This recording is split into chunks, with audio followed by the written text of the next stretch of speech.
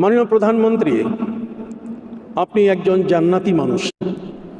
এইটারে উর্দুতে বলতে হয় উলামায়ে চাটুরে। ওলামায়ে চাটুরে, চাটুরে মানে চাটে চাটে। এগুলোর বাংলা করছি আমি, সহজ একটা বাংলা করছি, ওলামায়ে হালুয়া রুটি। আজও মুজাদ্দেদের উত্তরসূরিরা আছে, আহমদ বিন হাম্বলের উত্তরসূরিরা আছে, শাহ কারামত আলী জনপুরীর উত্তরসূরিরা আছে, সৈয়দ আহমদ বেরেলির উত্তরসূরিরা আছে, আবু হানিফার উত্তরসূরিরা আছে। আরেকদিকে মোল্লা ফয়জি, আবুল ফজল আল্লামীর মতো দুনিয়াদার বেঈমান মৌলবীদের উত্তরসূরি মৌলবীও বাংলাদেশে আছে। হক্কানি আলেমদের ইতিহাস দেখতে পাই, তারা ছিলেন বিপ্লবী, সংগ্রামী। তারা কোন শাসকের কাছে মাথা বিক্রি করতেন না, মাথা দিয়ে দিতেন। ইমামে আজম আবু হানিফা রহমতুল্লাহ, তুমি কি তার চেয়ে বড় দরবেশ? 27 দিন জেল খাটছেন। কতদিন? কেন জেল খাটছেন? খলিফা বলছিল আপনি কাজিউল কুজাত, চিফ জাস্টিস হবেন। উনি বলছেন আমি চিফ জাস্টিস হইলে তো 16 আনা বিচার করবো আল্লাহর কোরআন দিয়া। তা তো আপনার ভাল লাগবে না, আমি ওই চাকরি চাই না। চাকরি কেন নিলেন না? এই অপরাধ। 27 দিন জেল খাটলেন, পরে তাকে শরবতের সাথে বিষ প্রয়োগ করে শহীদ করে দেওয়া হলো। ইতিহাস সাক্ষ্য দেয়, ইমামে আহমদ বিন হাম্বল রহমতুল্লাহ, ওনার যুগে যে শাসক ছিল সে ছিল মুতাজিলা। কি ছিল? ওই মুতাজিলাদের বিশ্বাস হচ্ছে আল্লাহর কোরআন মাখলুক। আহলুস সুন্নাহ জামাতের বিশ্বাস আল কোরআন কালামুল্লাহি গায়রু মাখলুক, কোরআন আল্লাহর কালাম, এটা মাখলুক না। আহমদ বিন হাম্বল রহমতুল্লাহ এই বক্তব্য দেবার পর বাদশাহ তাকে ডাকলো, বলল আপনার মত আপনি চেঞ্জ করুন। আহমদ বিন হাম্বল বলেছেন জীবন থাকতে নয়, আমি সর্বশক্তি মুখে সঞ্চয় করে বলছি আল কোরআন ও কালামুল্লাহি গায়রু মাখলুক।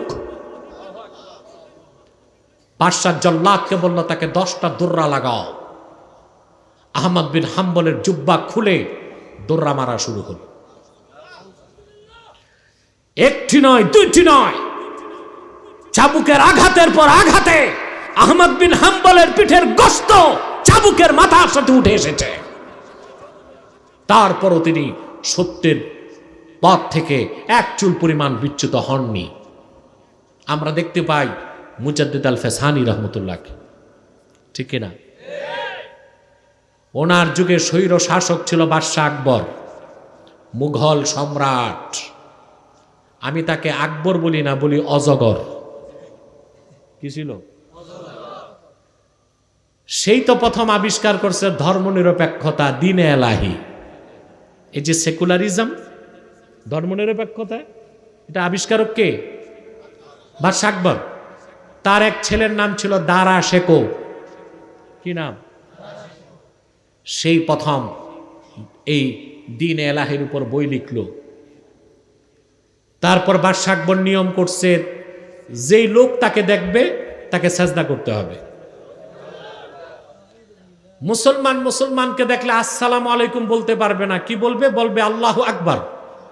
আরেকজন জবাব দিবে জাল্লা জালালুহু। হজে যাওয়া বন্ধ করছে।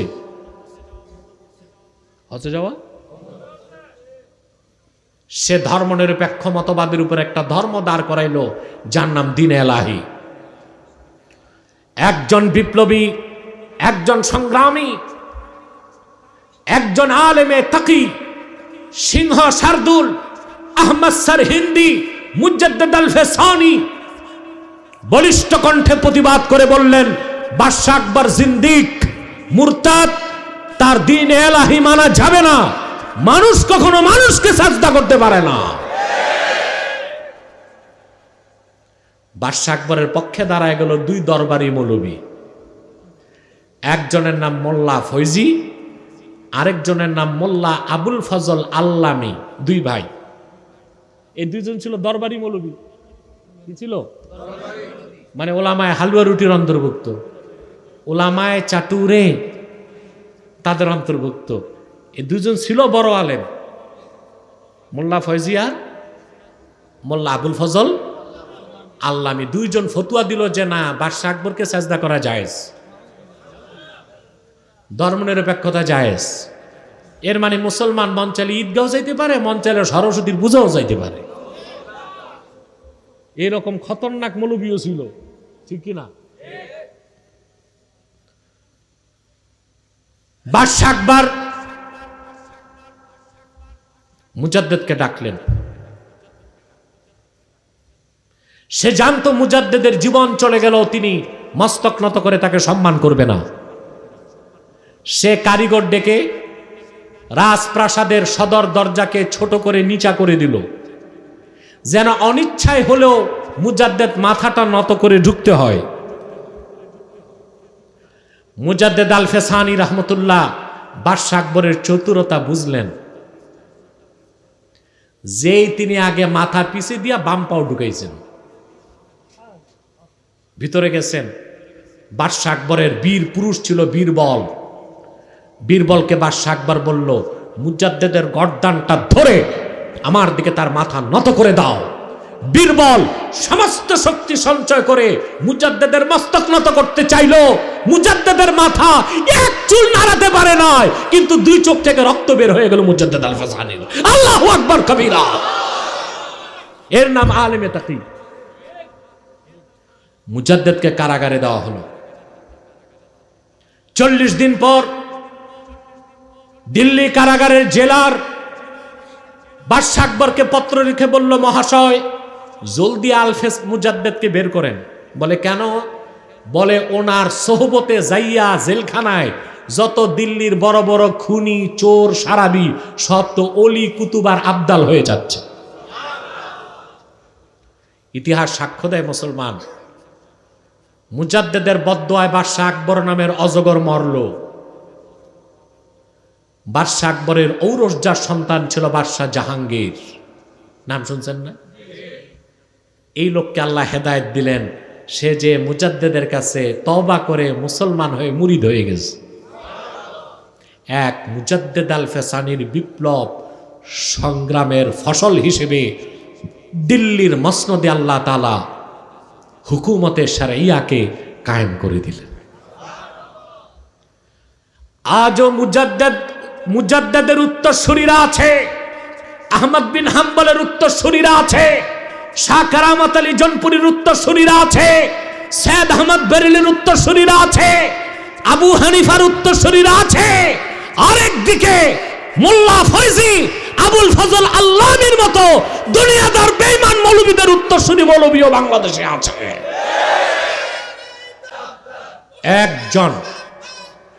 একজন উম্মতে মুহাম্মাদির আলেমের দাম কত বেশি। সাধারণ উম্মত পাবে স্বর্ণের চেয়ার। সুবহানাল্লাহ। আমরাও কি পাইতে কম পাবো? আর উম্মতে মুহাম্মাদির আলেমে তাকি বা ওলিকে দেওয়া হবে নূরের মিম্বর। পূর্বের নবীরা দাঁড়াবেন নূরের মিম্বরে, কিন্তু আল্লাহ তাআলা আখিরি নবী নূর নবীজি আমার মুহাম্মদ সাল্লাল্লাহু আলাইহি ওয়াসাল্লামকে অন্য নবীদের সঙ্গে হাসর ময়দানে দাঁড় করাবেন না, বরং আল্লাহ তাআলা নিজের আরশে আজিমে নিজের পাশে মাকামে মাহমুদে তার হাবিবকে দাঁড় করায় দিবেন। আমার নূর নবীজি মুহাম্মদ সাল্লাল্লাহু আলাইহি ওয়াসাল্লাম আমার আল্লাহর আরশে আজিমে আল্লাহ তাআলার পাশে মাকামে মাহমুদে দাঁড়াবেন। ওনার সামনে থাকবে লেওয়াউল হামদ, হামদের পতাকা। সেই পতাকার নিচে দাঁড়ায় যাবেন আদম থেকে ঈসা 1 লক্ষের উপর নবী রাসূল।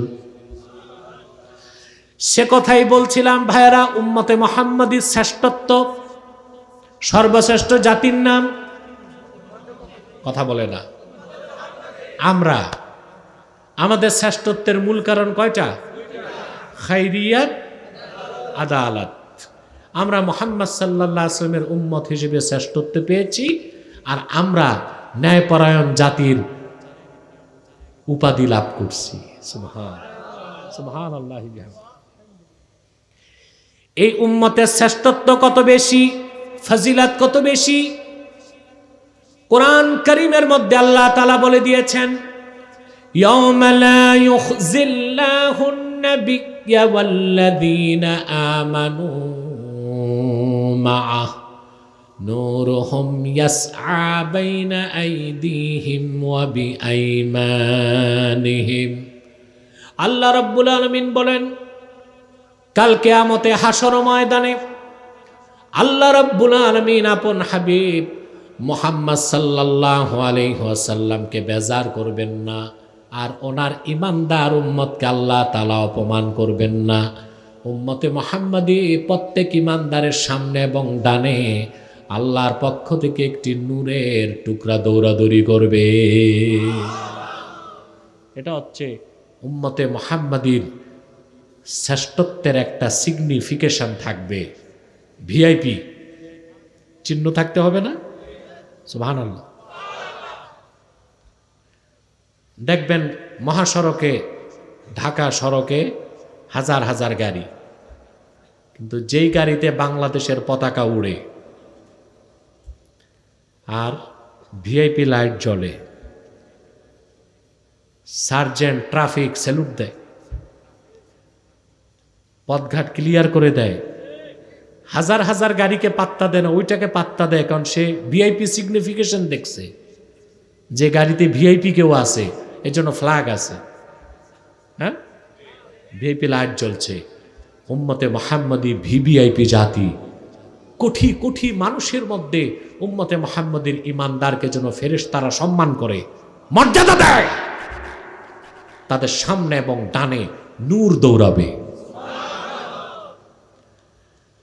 আর উম্মতে মুহাম্মাদির ইমানদার যদি 5 ওয়াক্ত নামাজি হয়, তার ভিভিআইপি সিগনিফিকেশন ডবল হবে। প্রত্যেক ইমানদার তার সামনে এবং ডানে নূরের টুকরা দৌড়াদৌড়ি করবে।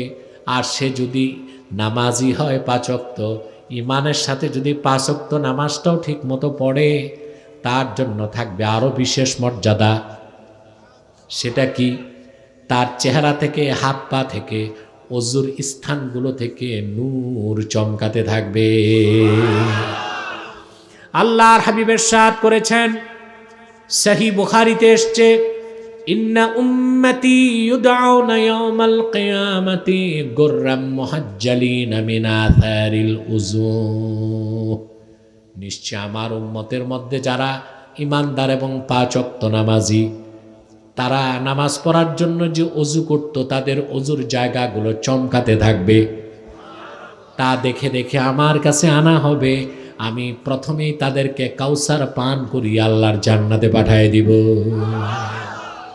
তাহলে আমরা নূর নবীজি মুহাম্মদ সাল্লাল্লাহু আলাইহি সাল্লামের উম্মত হিসেবে, ইমানদার হিসেবে যদি হাসরে উঠতে পারি, আমরা সম্মান পাবো, মর্যাদা পাবো। আর যদি নামাজটা সঙ্গে নিয়ে উঠতে পারি, তাহলে অফুরন্ত মর্যাদা আল্লাহ দান করে দিবে। নামাজ পড়বেন,